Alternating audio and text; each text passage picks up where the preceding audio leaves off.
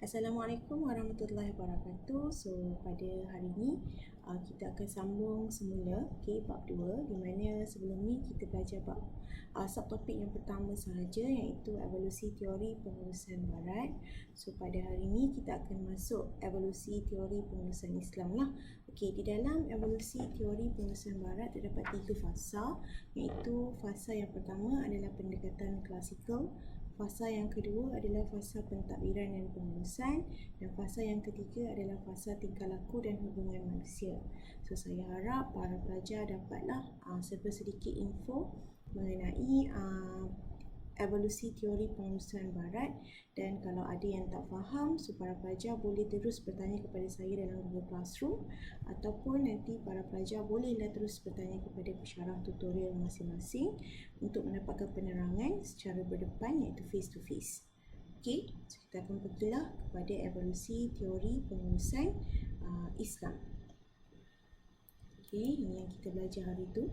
Evolusi teori pengurusan, iaitu bab 2. So hari ini kita akan cari subtopik yang kedua, iaitu evolusi teori pengurusan Islam. Evolusi teori pengurusan Islam menurut perspektif Islam ini sebenarnya terdapat 5 fasa lah. Iaitu fasa yang pertama adalah start daripada zaman Rasulullah SAW. Dan yang kedua start pada zaman Khulafa Ar-Rasyidin, iaitu 4 khalifah kita. Kemudian masuk kepada zaman Bani Umayyah. Kemudian kita masuk kepada zaman Bani Abbasiyah. Kemudian kita masuk kepada zaman moden. Sebenarnya pengurusan Islam ni bermula sejak kelahiran tamadun Islam lagi lah. Dan sebenarnya dia mula menjadi perhatian barat lah semenjak pada abad ke-19.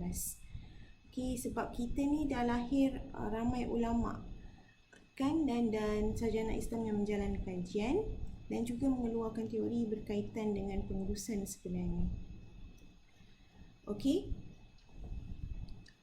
Kita akan lihatlah setiap zaman ni, dan saya akan explain setiap satu zaman ni apa perubahan yang dibuatlah. Sebab dia start daripada sejak awal tamadun kerajaan Islam. Sebab tu kalau kita lihat, dia tak adalah teori seperti teori Henry Fayol dan sebagainya. Tapi kita boleh lihat apa perubahan yang dibuatlah sepanjang pemerintahan kita kata khalifah-khalifah Islam ini. So kita akan start dengan zaman Rasulullah SAW. Seperti yang kita tahu, pada zaman Rasulullah SAW ni terdapat 2 era, iaitu era Mekah dan era Madinah. Era Mekah dan era Madinah ni sebenarnya perbezaan dia adalah di mana kalau kita lihat dia lebih kepada era Madinah ni mereka lebih menerima Islam ni secara terbuka. Manakala era Mekah tu maksudnya era awal permulaan Islam tu datang. Pengurusan Islam sebenarnya dia bersifat rabani. Yang ni ada dalam muka surat 29. Para pelajar boleh tengoklah. Pada muka surat 29. Kerana kalau kita lihat balik, kenapa bersifat rabani? Kerana sistemnya adalah berlandaskan syariat yang telah ditetapkan oleh Allah Subhanahu Wa Taala. Sistem pengurusan barat pula berbeza kerana sistem itu dicipta oleh manusia sendiri. Tetapi sistem pengurusan Islam sebenarnya adalah sistem yang dicipta dan diturunkan oleh Allah Subhanahu Wa Taala melalui perantara, iaitu Rasulullah SAW. Dan tentulah kita tengok baginda SAW menjadi contoh yang terbaik kepada manusia dalam menguruskan duniawi maupun ukrawi. Sebab dalam kehidupan kita ni, kita nak capai al-falah, kebahagiaan dunia dan akhirat. Ia bukan tertakluk dalam pengurusan sahaja, tapi dalam semua benda yang kita lakukan dalam hidup kita, dalam kehidupan kita lah sebagai Muslim. Dan kalau kita lihat juga, sebenarnya sumber pengurusan Islam ni lebih kepada menggunakan Al-Quran dan Al-Sunnah. Berbeza dengan sumber pengurusan barat kerana dia menggunakan akal fikiran ataupun logik manusia itu sendiri. Itu perbezaan dia. Kalau kita lihat yang pertama tadi, perbezaan dia adalah daripada ciptaan. Ciptaan, kalau pengurusan Islam diciptakan oleh Allah Subhanahu Wa Taala, di mana perantaranya adalah Rasulullah Sallallahu Alaihi Wasallam. Manakala pengurusan Barat adalah dicipta oleh manusia semata-mata. Sumber, kalau kita lihat sumber pengurusan Islam adalah, sumbernya adalah kita cakap lebih kepada Al-Quran dan Al-Sunnah. Kita bersumberkan kepada Al-Quran dan Al-Sunnah, manakala pengurusan Barat dia bersumberkan kepada akal logik manusia sahaja. Dan kemudian kita punya matlamat. Matlamat pengurusan Islam adalah untuk mencapai al-falah, kebahagiaan dunia dan akhirat. Manakala pengurusan Barat pula lebih kepada mencapai kebahagiaan dunia, iaitu keuntungan semata-mata. Itu antaralah 3 kita kata perbezaan di antara pengurusan Barat dan juga pengurusan Islam.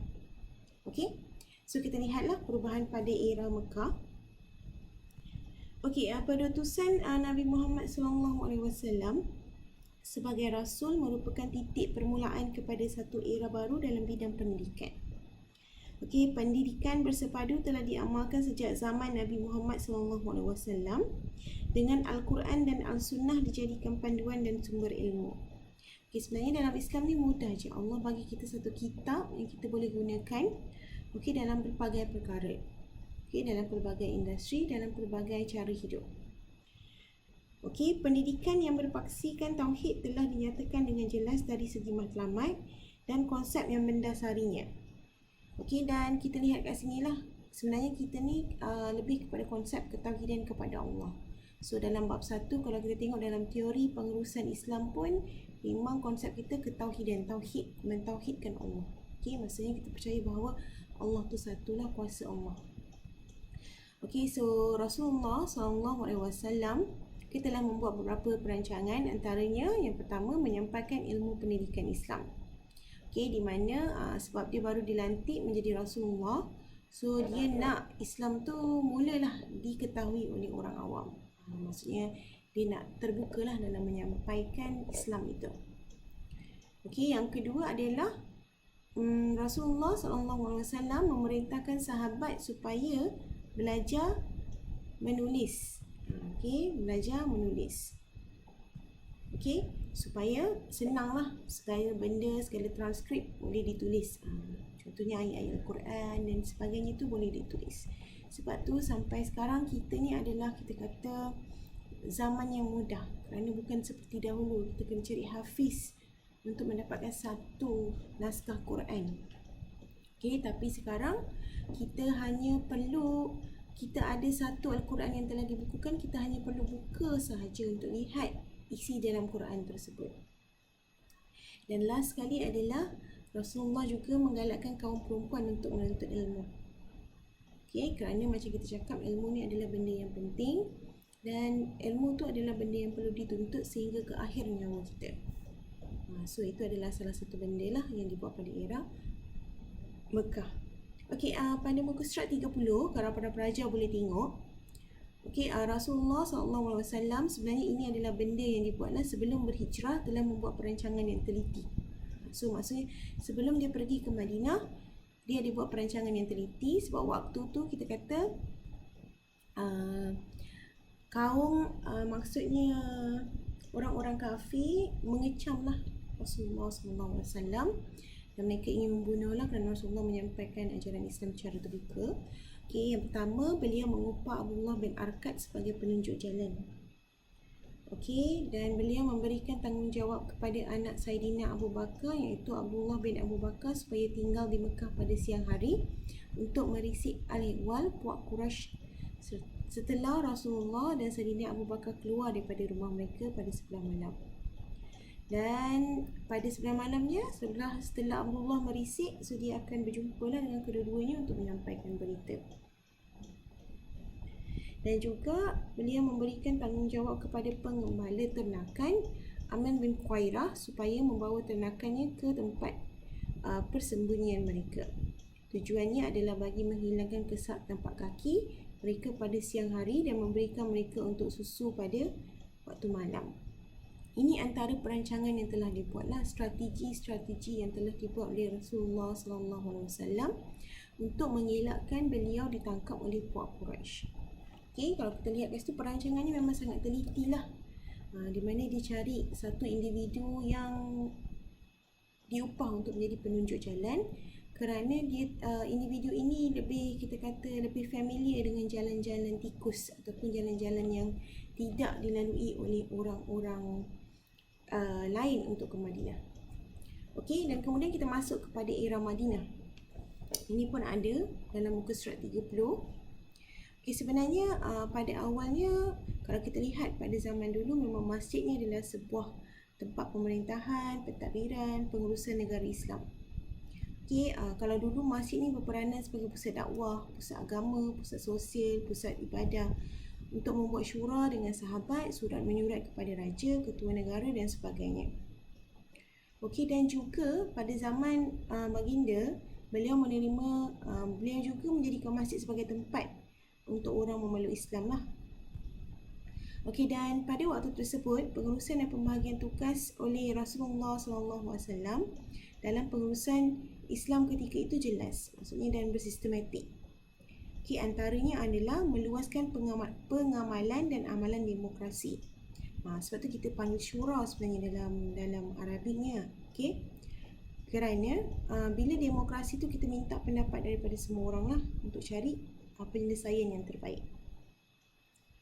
Okey, dan pada zaman itu juga penguasa tempatan lebih memahami masalah mereka dan dapat menyelesaikan sendiri. So dia akan pilih kita kata pemerintah tu adalah daripada pemerintah kita kata tempatan lah. Kerana kadang-kadang bila pemerintah tu datangnya daripada kawasan tersebut, mereka akan lebih faham apa masalah kita kata tempat mereka dan diorang boleh menyelesaikan masalah tu dengan cepat lah. Okey, dan juga dia membantu untuk memupuk tanggungjawab kemasyarakatan, tempatan dan perpaduan kaum. Okey, sebab untuk menjadi sebuah negara yang berjaya sebenarnya perpaduan kaum tu penting.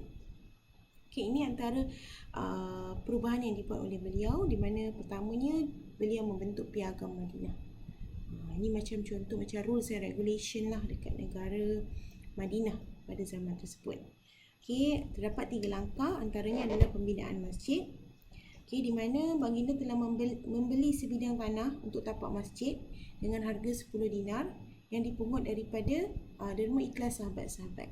Okey, masjid tersebut telah dibina untuk dijadikan sebagai tempat ataupun parlimen berhimpun membincangkan masalah syura dan sebagainya.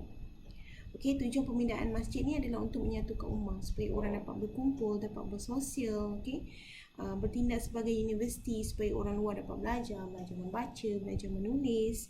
Okey, dan juga tempat sebagai untuk orang bertanya soal-soal dunia, soal-soal akhirat, semua di situ. Dan juga bertindak sebagai mahkamah. Okey, untuk tujuan kehakiman lah. Dan juga kalau dulu memang fungsi masjid ni dijadikan sebagai rumah tumpangan.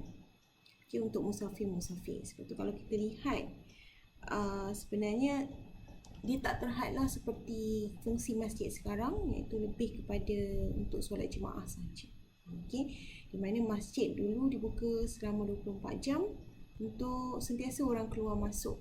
Okey, kerana segala aktiviti itu dijalankan di masjid. Dia berbeza lah. Kalau zaman sekarang kita lihat segala aktiviti itu dijalankan di mall kan. So di pusat membeli belah, bukannya di masjid. Okay, lagi-lagi era COVID ni nak masuk masjid pun dia agak kita kata sukar lah. Okay, hanya boleh masuk waktu jemaah sahaja. Okay, waktu solat jemaah sahaja. Okay, seterusnya adalah program keluarga angkat. Yang ni lah pelajar boleh tengok yang kedua. Okay, ada juga dalam muka surat 30, so para pelajar boleh tengok lah sambil saya terangkan. Okay, program keluarga angkat sebenarnya telah mula diamalkan, diperkenalkan oleh Islam sejak 14 abad yang lampau lah. Dah lama lah benda ni diperkenalkan. Okey, ia mencerminkan satu pengurusan yang bervisi dan mempunyai kesan jangka panjang dalam menjayakan sesuatu kempen kemasyarakatan. Okey, perkara pertama dilakukan oleh Nabi SAW ialah menjalinkan kemesraan antara golongan Muhajirin dan Ansar, di mana setiap orang Muhajirin akan mengambil, dia continue kepada page 31, seorang saudara angkat daripada Ansar. Seperti yang kita tahu, ukhuwah lebih mudah terjalin jika kita merasakan kawan kita atau orang yang bukan saudara kita ni sebahagian daripada keluarga kita. Oleh itu, konsep brotherhood dalam Islam ataupun konsep kekeluargaan amat penting. Sebab tu konsep keluarga angkat ni sebenarnya telah diperkenalkan semenjak abad ke-14. So kita dapat lihat dekat sini lah. Dia sebenarnya macam kalau dulu kat uni saya kan, kita ada buat satu program. MMU lah waktu saya degree, waktu saya ambil ijazah sarjana muda, kita ada buat satu program. Di mana program tersebut adalah program keluarga angkat. Kita akan pergi ke kampung orang asli, dekat je. Kita orang pergi dekat kawasan Dengkil saja. Dan kita akan duduk bersama keluarga tersebut dalam masa seminggu lah untuk mengetahui apa aktiviti dia, mengenali keluarga tersebut dan sebagainya. Sebenarnya daripada orang yang kita jadi tak kenal, kita akan jadi kenal orang tersebut. Konsep dia mudah lah. Macam kalau awak duduk sebilik kan dengan kawan awak sekarang, kalau dulu kita kata roommate awak tu bukanlah kawan awak, tapi disebabkan oleh hari-hari awak bersama, ukhuwah antara awak dan dia tu semakin rapat. So nanti masuk SEM 2, awak akan rasa seperti keluarga awak sendiri. Itu adalah konsep lah. Sebab hubungan tu perlu diwujudkan bila manusia atau individu tu bersama-sama lah. Yang ketiga adalah perjanjian dengan Yahudi. Di mana Rasulullah telah membuat perjanjian bertulis dengan Yahudi.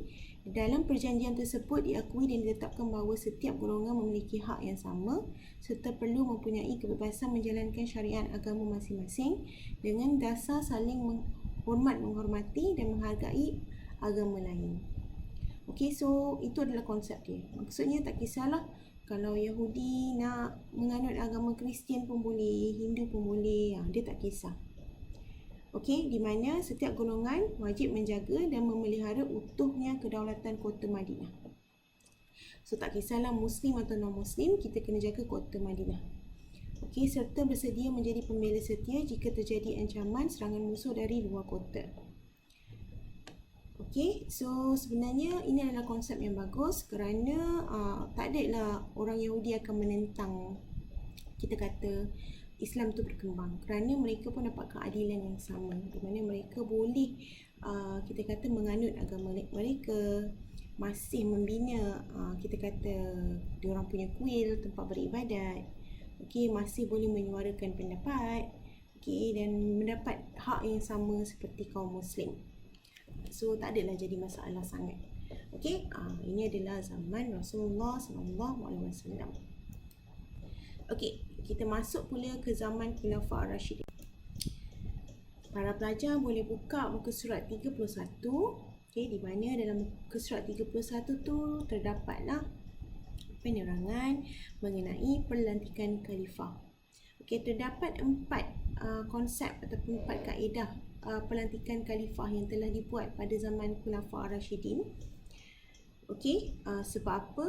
Sebab pelantikan ini dibuat setelah baginda sallallahu alaihi wasallam ataupun Rasulullah sallallahu alaihi wasallam itu wafat.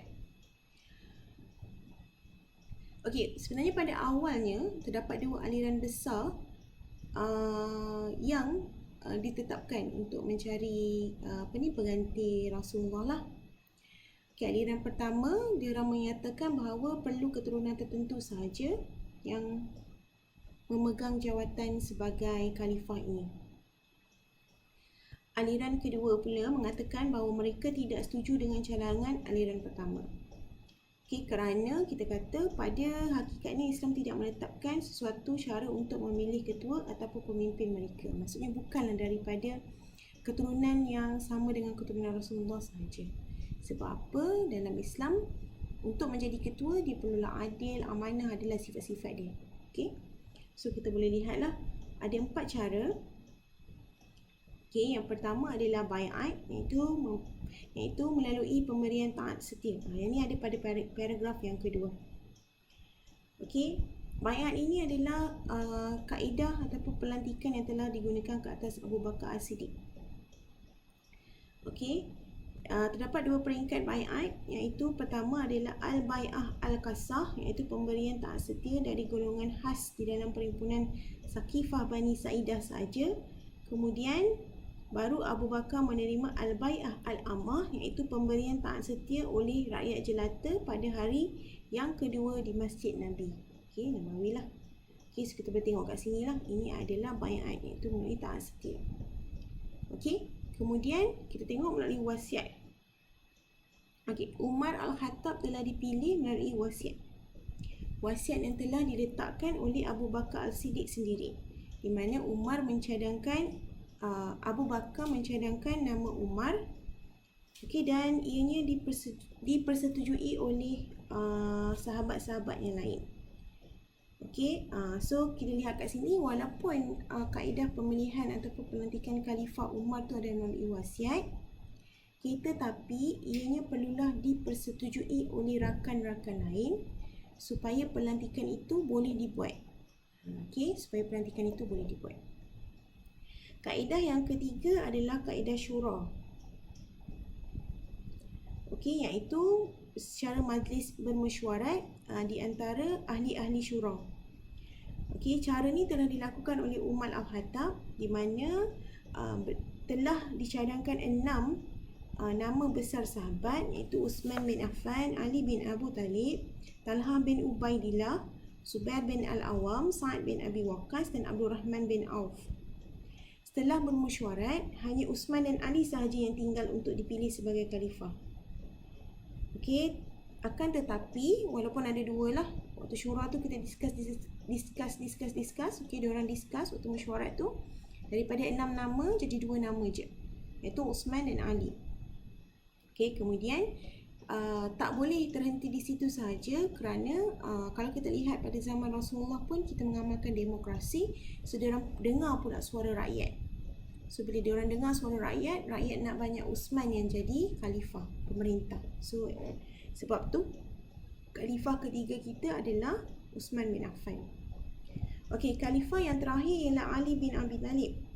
Pemilihan Ali bin Abi Talib ni dilaksanakan secara paksaan. Okey, kerana dianggap pada zaman Uthman tu telah gagal memerintah secara adil lah.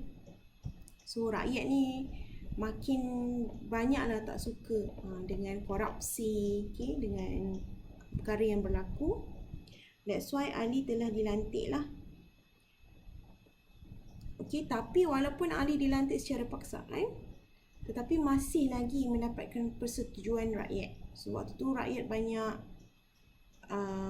pilih Ali lah berbanding calon-calon lain. Itu antara kita kata bentuk pelantikan khalifah pada zaman Khulafa' Ar-Rasyidin. Okay, so kita akan lihat pula pemerintahan pada zaman Khalifah Abu Bakar Al-Siddiq, Khalifah Umar Al-Khattab, Khalifah Uthman bin Affan dan Khalifah Ali bin Abi Talib. Okey, pada muka surat 32 untuk Khalifah Abu Bakar As-Siddiq.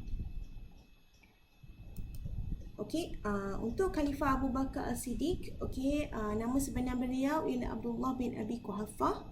Dilahirkan di Mekah pada tahun 572 Masihi, iaitu 2 tahun selepas kelahiran Rasulullah sallallahu alaihi wasallam.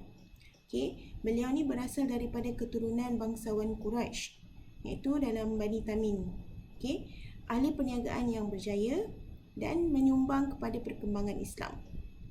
Okey, beliau ni merupakan lelaki dewasa yang pertama memeluk Islam. Setelah memeluk Islam, beliau digelar sebagai Abu Bakar kerana beliau lah orang yang mula-mula beriman dan berdakwah dengan Rasulullah. Okey, diberi gelaran As-Siddiq kerana sentiasa yakin dan membenarkan setiap apa yang dikatakan dan dilakukan oleh Rasulullah SAW.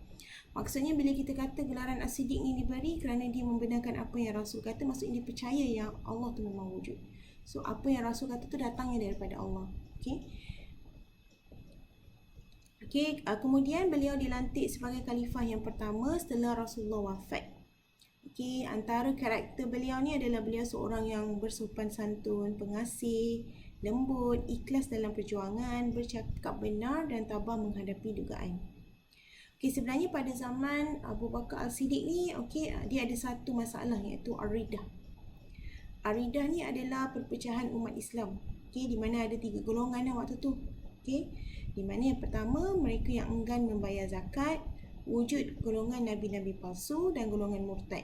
Ini terjadi selepas kewafatan Rasulullah SAW. Masalah ini telah dibantras oleh Abu Bakar. Pada awalnya dia menggunakan kaedah yang lembutlah sebelum menggunakan kaedah paksaan, iaitu peperangan. Contohlah, golongan nabi-nabi palsu ni wujud setelah kewafatan Rasulullah kerana dia kata dia adalah nabi yang seterusnya. Dan golongan yang enggan membayar zakat ni pula terjadi kerana mereka yakin bahawa wang mereka tidak akan suci kalau tidak dibayar pada Rasulullah. So, diorang tak nak lah. That's why wujud golongan-golongan murtad. Sebab pada zaman tu kita kata diorang percaya bahawa sebenarnya Rasul tak patut meninggal lah. Maksudnya patut selama-lamanya wujud. Tapi dengan kuasa Allah, Rasul tu pun adalah manusia. Hanya menjadi orang perantara sahaja. Kita boleh lihat dekat situ lah. Kita tengok pula dalam paragraf yang pertama juga.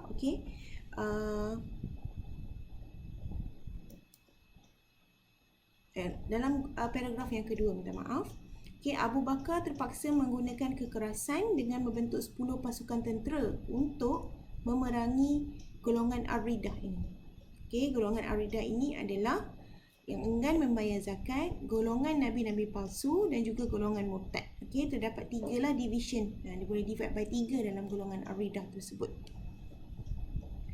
Khalifah juga berjaya menangani masalah ancaman musuh luar negara Islam dan menggerakkan tentera yang dibentuk oleh Rasulullah sebelum kewafatan baginda. Tentera di bawah kepimpinan Usamah bin Zaid ini telah mengatasi masalah ancaman di Rom. Kejayaan gemilang yang dicapai menyebabkan pihak tentera ini diamanahkan menjaga keselamatan kota Madinah sekaligus memadamkan ancaman golongan Sufyan dan Absyi. Kat sini kita boleh lihat lah. Sebab Rasulullah dah tak ada, seorang berlumba-lumba lah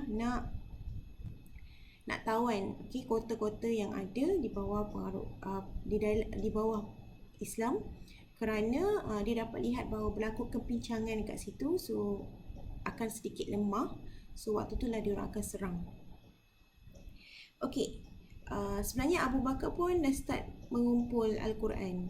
So ini diketuai oleh Zaid bin Sabit untuk mengelakkan kehilangan Al-Quran di muka bumi selepas kematian ramai Al-Hafiz dalam peperangan Ar-Riddah. Sebenarnya usaha pengumpulan Al-Quran ini dicadangkan oleh Umar Al-Khattab. Pada awalnya Abu Bakar pun ragu-ragu, tapi demi kepentingan daripada segi jangka panjang, setelah dia berfikir, akhirnya dia yakinlah dan setuju untuk melaksanakan aktiviti tersebut. Sebab persetujuan itulah Al-Quran itu wujud sekarang. Tapi idea dia daripada Umar Al-Khattab lah.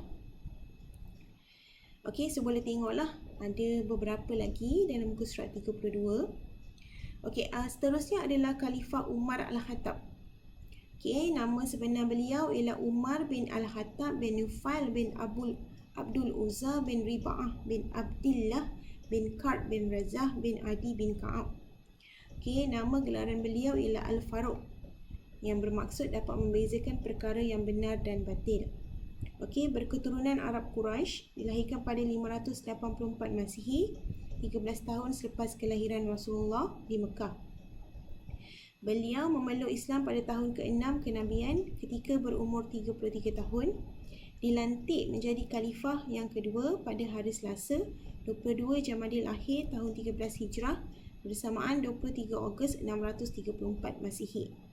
Beliau wafat pada bulan Zulhijjah tahun ke-23 Hijrah ketika berusia 63 tahun. Beliau telah dibunuh oleh Fairuz iaitu Abdul Lu'lu', iaitu hamba Majusi yang berbangsa Parsi.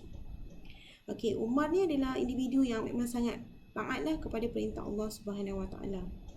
Beliau ni sangat beranilah.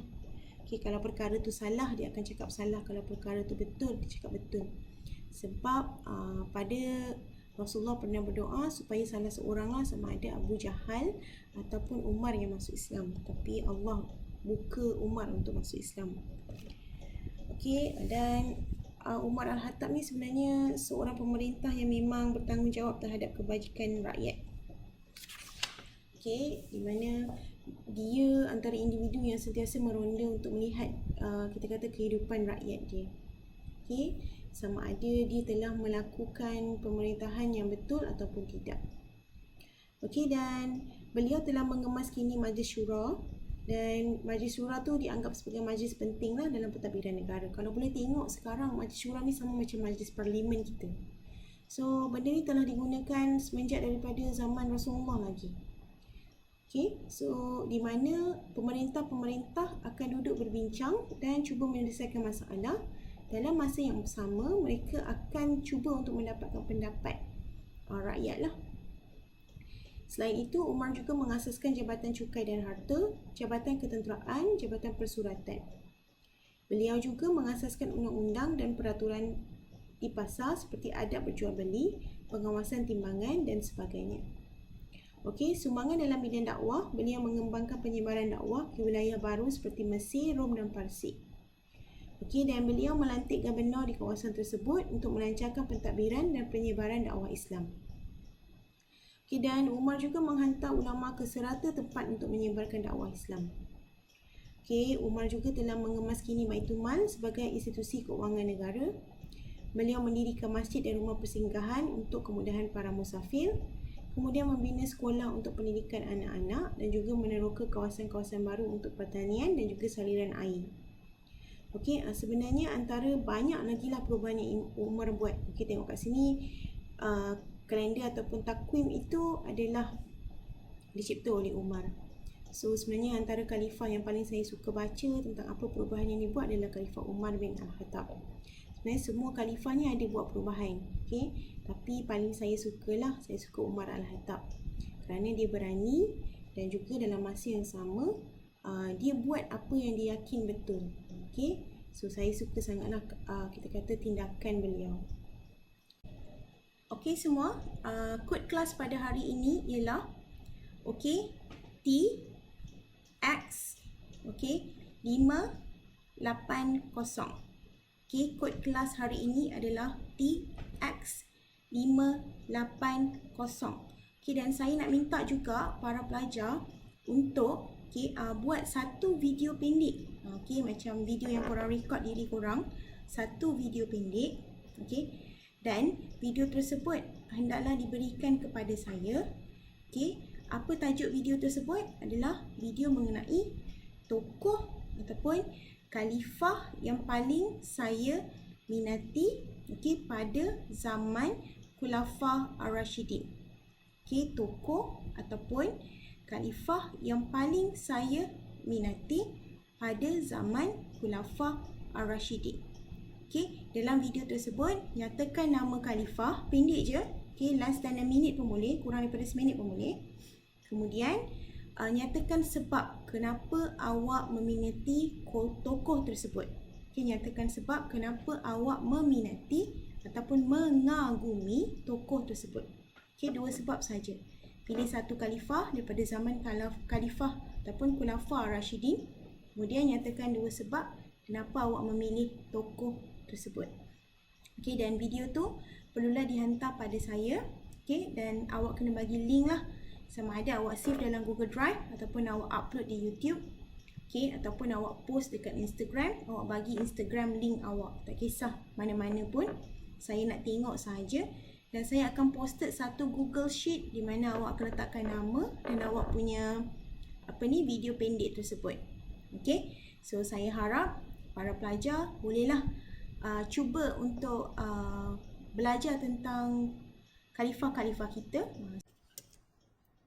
Okey, kita masuk kepada khalifah yang ketiga, iaitu Khalifah Uthman bin Affan. Nama sebenar beliau ialah Uthman bin Affan bin Abu Al-As bin Umayyah, berketurunan Bani Umayyah. Okey, dilahirkan di Mekah pada tahun 576 Masihi. Okey, Masihi, iaitu 6 tahun selepas kelahiran Rasulullah SAW. Okey, selepas cahaya tu sebenarnya, okey, ini adalah gelarannya. Ini 6 tahun selepas kelahiran Rasulullah SAW titik. Okey, diberi gelaran sebagai Zun Nurain, iaitu cahaya yang mempunyai dua cahaya. Itu yang kedua lah. Yang buku ni mungkin waktu saya type tu saya terdelete bahagian tu, so mungkin korang boleh cuba betulkan balik. Okey, iaitu kalau tengok kat sini, paragraf pertama tu line kedua, iaitu 6 tahun selepas kelahiran Nabi Muhammad sallallahu alaihi wasallam titik.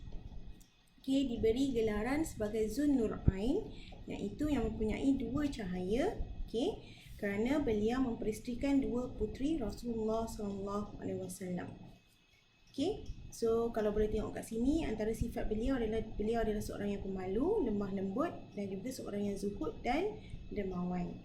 Okey, kalau tengok kat sini sifat dermawan beliau, di mana beliau menafkahkan hartanya sebanyak 300 ekor unta, 10,000 dinar untuk kegunaan tentera Islam dalam perang Tabuk. Okey, beliau juga telah memerdekakan hamba pada setiap hari Jumaat. Okey, beliau juga memberi sebidang tanah untuk membesarkan Masjid Nabawi. Okey, dalam bidang politik, Uthman bin Affan telah menjadi utusan Rasulullah dalam perjanjian Hudaibiyah dan menubuhkan angkatan tentera laut untuk mengawasi perairan negara. Okey, sumbangan dalam ekonomi pula, beliau ni memang banyak menyumbangkan harta lah, sebab memang dia ni memang sangat kaya. Okey, dan bukan sekadar itu sahaja, beliau juga mempertingkatkan ekonomi rakyat, okey, dan juga dalam bidang sosial. Okey, memperkenalkan sistem protokol dalam urusan kerajaan. Okey, dan beliau ni adalah seorang yang lemah lembut lah. Okey, sebenarnya kalau kita lihat, kalau kita tengok cerita pasal Uthman bin Affan ni adalah kalau kita lihat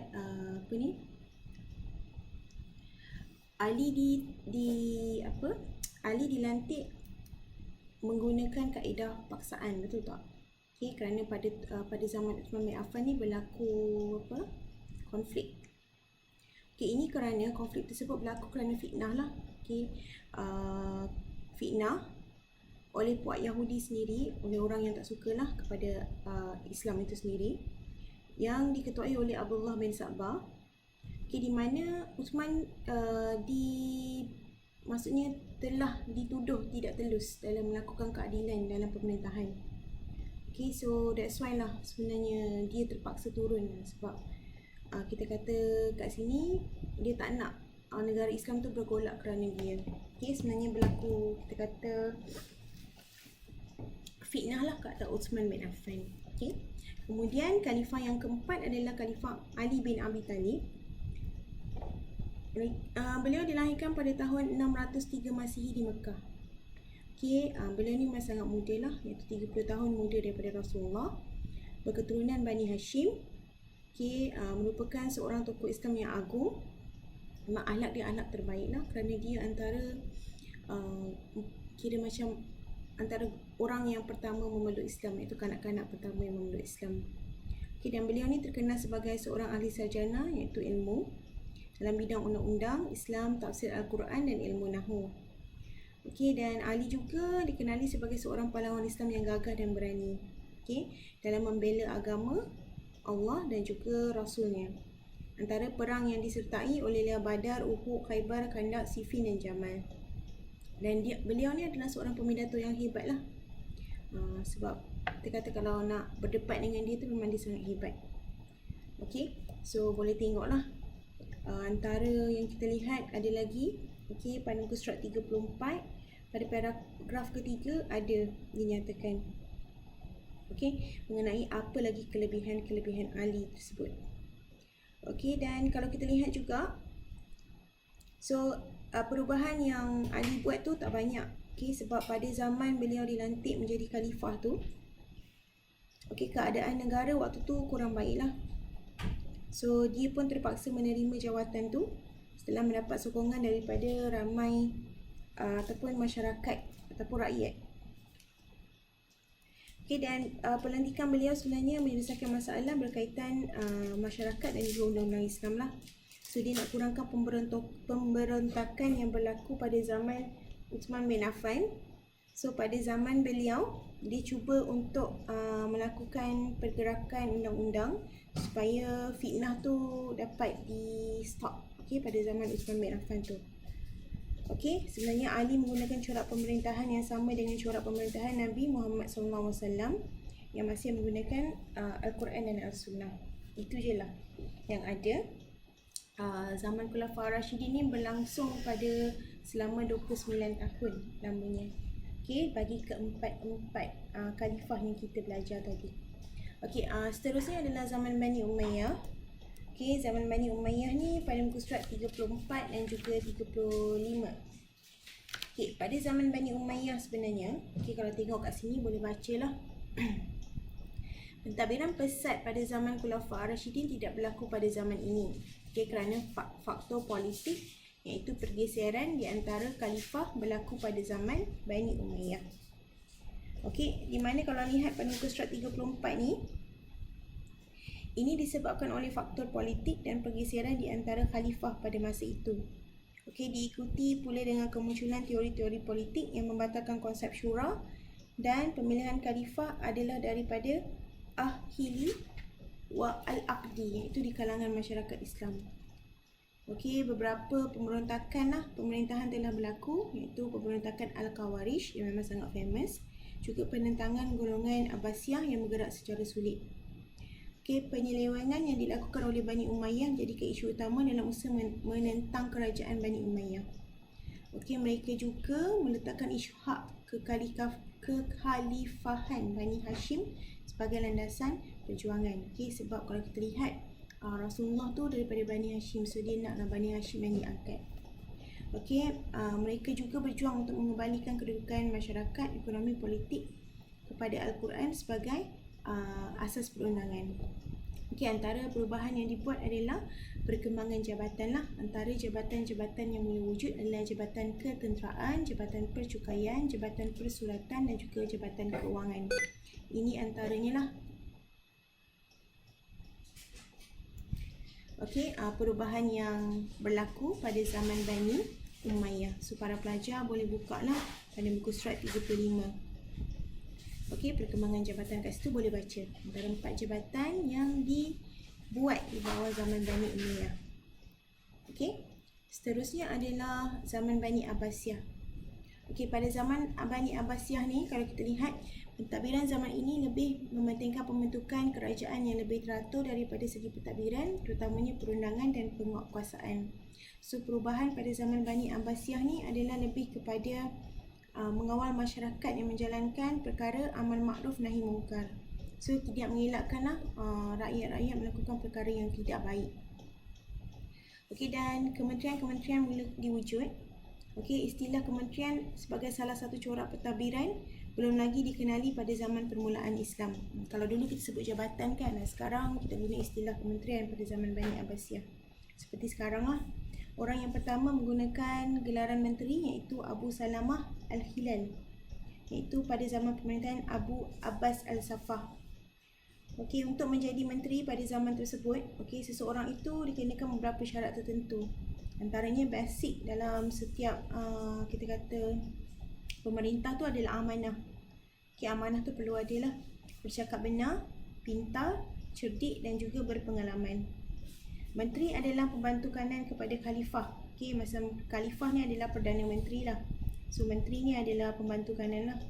Okey, dan tempat khalifah mendapat nasihat dan perundingan mengenai perkara-perkara yang penting. Okey, maksudnya khalifah ni akan merujuk kepada menteri-menteri setiap bahagian untuk mendapatkan kita kata maklum balas ataupun solusi berkaitan mana-mana isu lah. Okey, jawatan menteri ni telah wujud pada zaman Rasulullah SAW, tapi kita tak panggil menteri lah pada zaman tersebut. Okey, sebab kita lebih kepada panggil sebagai khalifah lah. Okey, perkataan wazir adalah perkataan terbitan daripada al-wizir, iaitu bererti berat dan tepatlah dengan tugas seorang menteri itu sememangnya berat menanggung tugas-tugas negara. Itulah maksudnya dekat sini. So, menteri itu adalah seorang kita kata penanggung amanah lah, amanah yang diberikan. Okey, so that's why kita kata memang perkataannya pun berasal daripada wazir, iaitu perkataan asasnya adalah al-wizir dalam Arab, iaitu bererti berat. Okey, seterusnya adalah kementerian pada zaman Bani Abbasiyah. Okey, para pelajar boleh buka muka surat 36. Mempunyai dua pengertian, iaitu Kementerian Pelaksanaan dan Kementerian Berkuasa Penuh.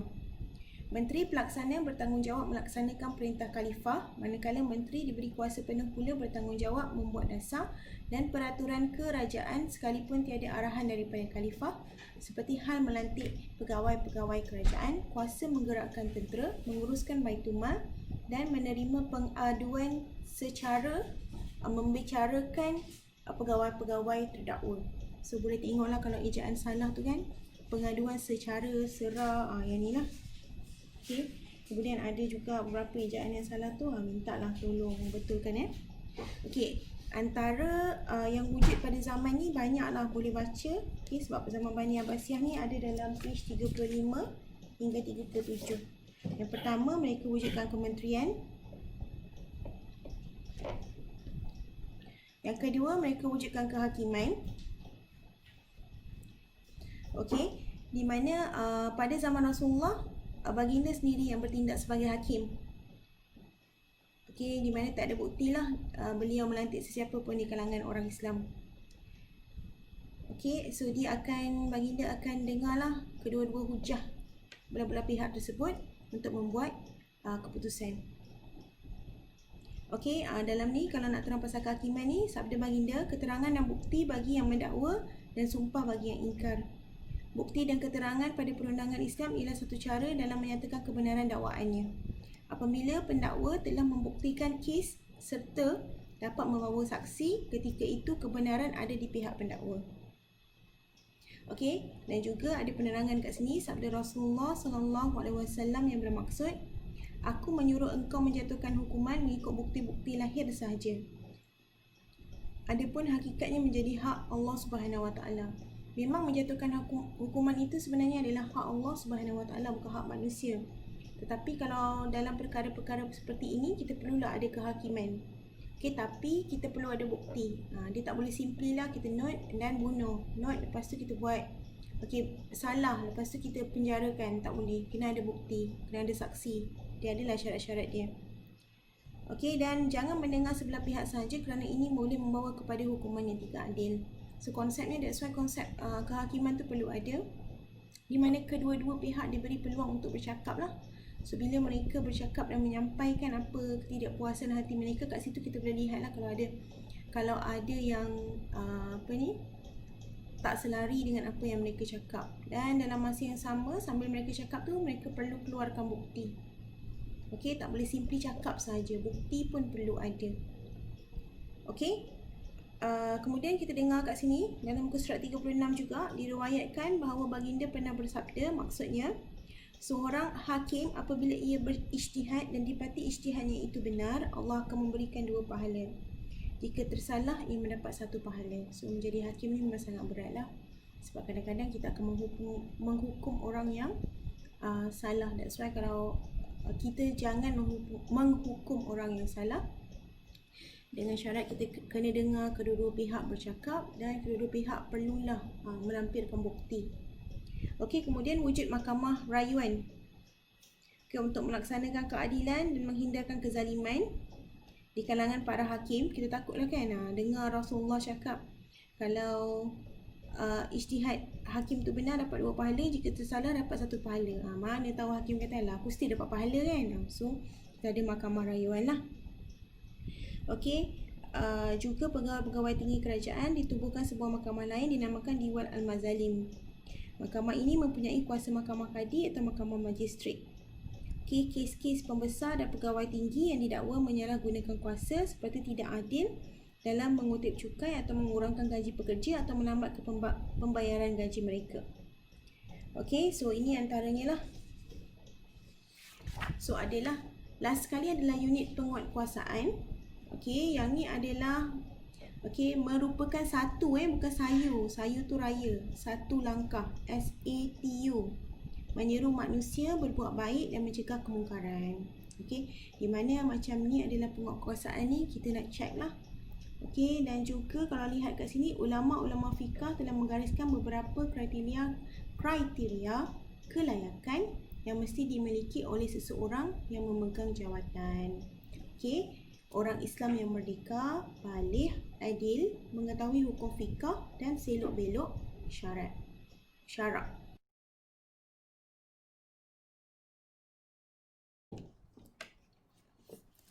Seterusnya kita akan masuk ke zaman moden. Di mana pada zaman moden ini lahirlah tokoh-tokoh ataupun sarjana-sarjana Islam seperti yang telah dibincangkan dalam bab 1 sebelum ni. Ada beberapa sarjana yang telah kita listkan, dan juga kita juga telah letak buku-buku ataupun teori-teori yang telah mereka perkenalkan. Tetapi dalam bab 2 ni kita hanya ambil 2 sarjana sahaja, iaitu Al-Mawardi dan Ibn Taymiyah. Kerana mereka membincangkan mengenai teori pemimpin-pemimpin Islam. Ataupun kita kata apa kriteria yang perlu ada dalam pemimpin-pemimpin Islam. Ini adalah kita kata Al-Mawardi punya pendapat ataupun yang dia nyatakan sebagai kriteria yang perlu ada dalam seseorang pemimpin. Sebelum tu saya baca serba sedikit mengenai biodata Al-Mawardi. Nama sebenar beliau ialah Abu Hasan Ali ibni Muhammad ibni Habib Al-Basri. Beliau dilahirkan di Basrah pada tahun 957 Masihi, iaitu bersamaan dengan 364 Hijrah. Ini ada dalam muka surat 37. Al-Mawardi dibesarkan di Baghdad. Beliau terkenal kerana menulis beberapa kitab pentadbiran, antaranya Al-Hakam Al-Sultaniyah, Kanun Al-Wilzarah dan Siasah Al-Mulk. Yang ini ada dalam bab 1 sebelum ni. Itu nama tokoh Al-Mawardi. So kalau nak tengok, sekejap kita buka semula bab 1. Tengok.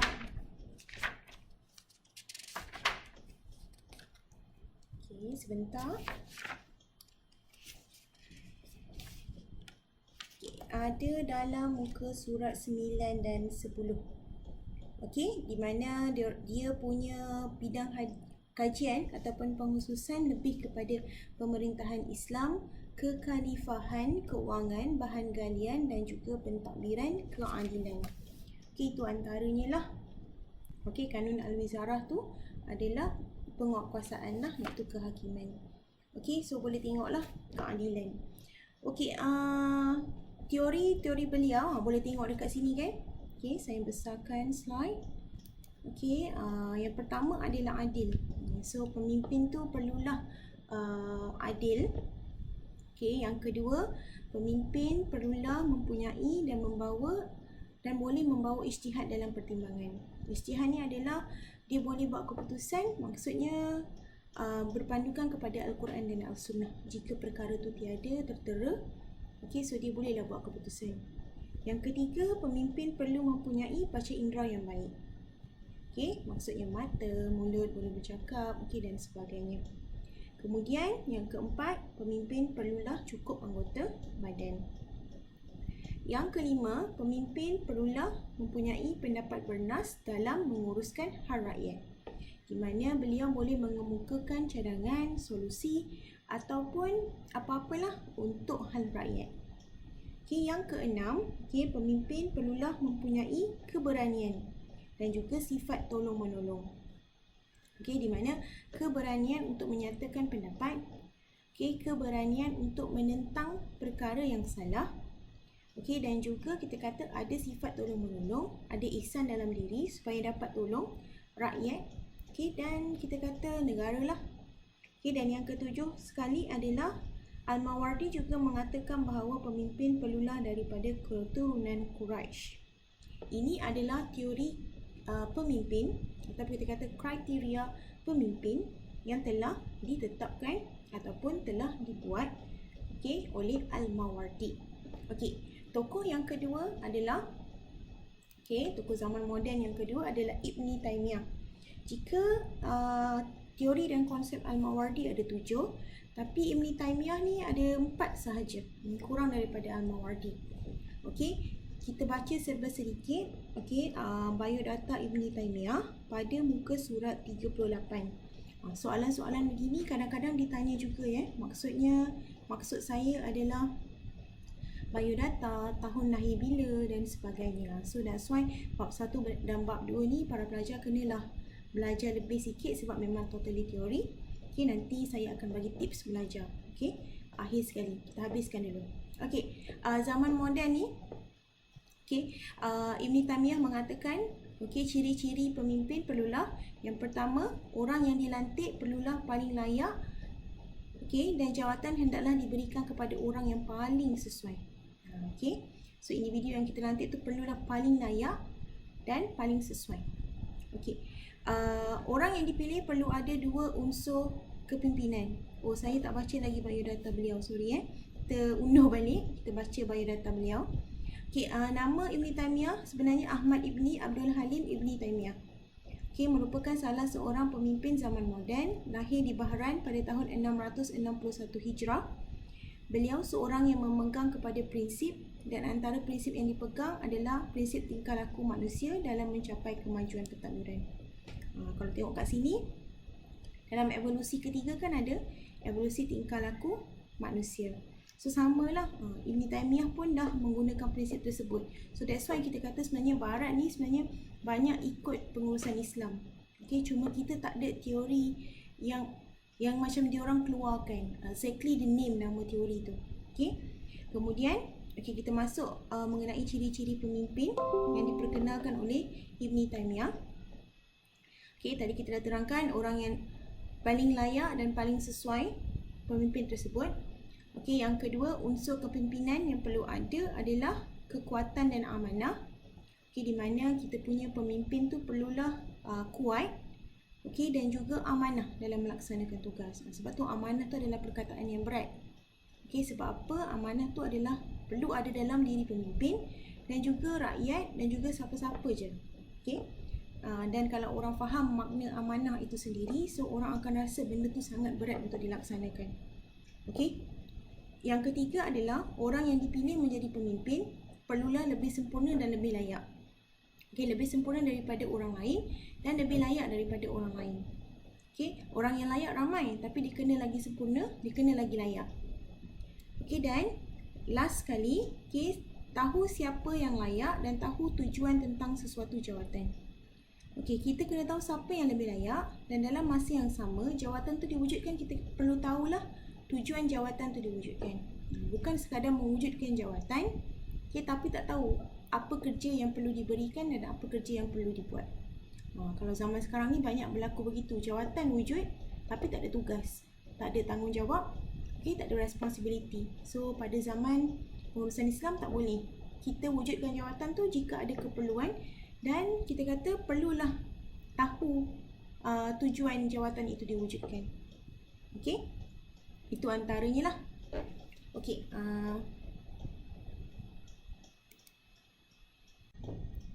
Okey, kita continue dengan tips belajar lah. Okey, bagi mereka yang nak belajar boleh ambil kaedah ni. Okay, iaitu belajar secara berkumpulan. So bila kita belajar secara berkumpulan, sebenarnya dia akan membantu kita dan memudahkan proses belajar kita. Okey, contohnya katalah dalam subjek pengurusan dan pembangunan Islam ni ada 8 bab. Okey, pengalaman saya dulu saya hanya pilih kawan-kawan yang memang betul-betul nak belajar lah untuk masuk dalam grup belajar saya. Sebab saya tak nak saya punya session ataupun session belajar saya tu end up dengan borak-borak kosong. Okay, yang perempuan cerita tudung kau beli kat mana, makan kat mana, dan nak lepak kat mana. Yang lelaki cerita pasal game dia, PUBG, MBL, semua benda tu kita nak elakkan benda tu berlaku. So memang kita pilih kawan yang betul-betul nak belajar sahajalah. Okay, macam saya dulu, kita orang ada 3 orang ahli sahaja.